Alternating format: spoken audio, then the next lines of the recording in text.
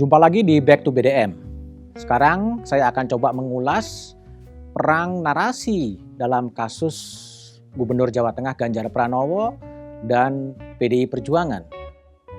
Ini sesuatu yang menarik.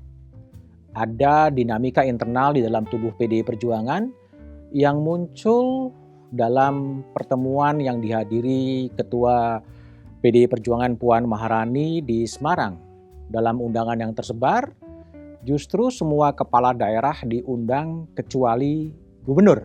Banyak analisis yang kemudian berkembang. Ini adalah upaya-upaya untuk menghambat kader PDI Perjuangan dan Gubernur Jawa Tengah Ganjar Pranowo yang elektabilitasnya relatif cukup tinggi di kalangan PDI Perjuangan.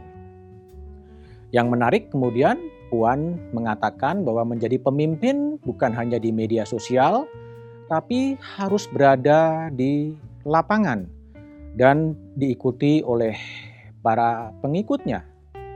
Pernyataan Puan kemudian diamini juga oleh Ketua PDI Perjuangan Bambang Wuryanto yang menilai Ganjar telah terlalu maju atau offside dengan ambisinya untuk menjadi calon presiden di 2024.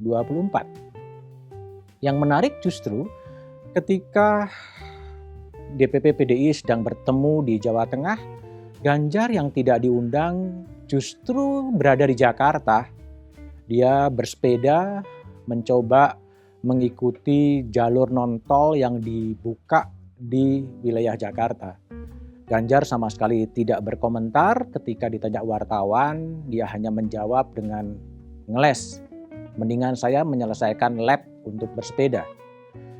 Gejala ini menunjukkan ada dinamika internal di dalam tubuh PDI Perjuangan menuju pemilu 2024. Memang berdasarkan sejumlah survei, termasuk survei dari Litbang Kompas, satu-satunya kader PDI Perjuangan yang elektabilitasnya cukup tinggi adalah Ganjar Pranowo.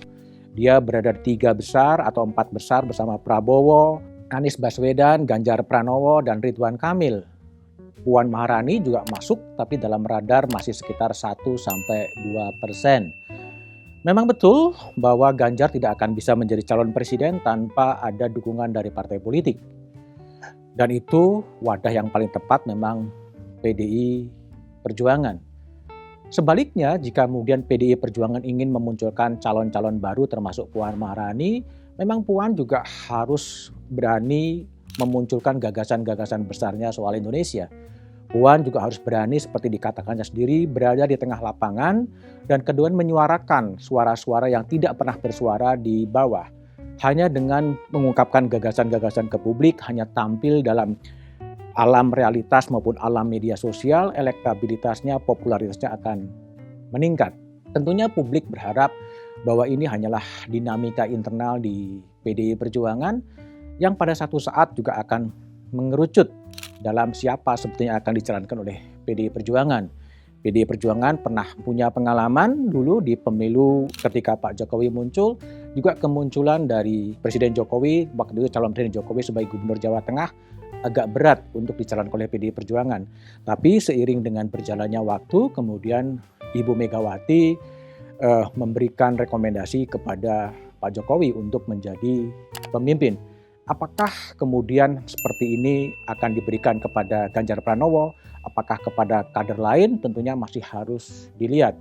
Namun pemanasan mesin politik ini tidak harus sampai mengganggu dari kinerja-kinerja DPR, kinerja-kinerja partai politik untuk tetap bisa mengawasi pemerintah. Harapannya dalam situasi apapun, janganlah pernah kita lelah untuk menjadikan Indonesia lebih baik.